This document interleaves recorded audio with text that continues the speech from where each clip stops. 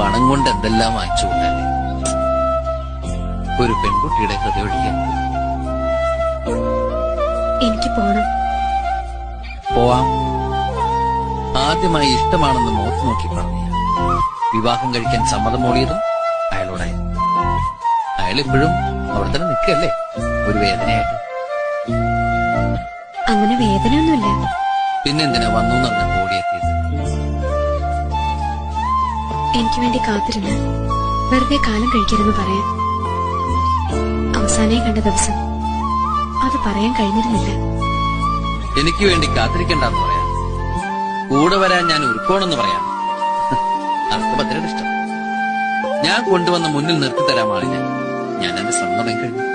എന്തിനാ ഇങ്ങനെയൊക്കെ ബുദ്ധിമുട്ടുന്നത്? ഭദ്രയ്ക്ക് വേണ്ടി. അത്രയേറെ ഇഷ്ടമാണ് ഇയാളിനെ കൂട്ടിക്കൊള്ളൂ.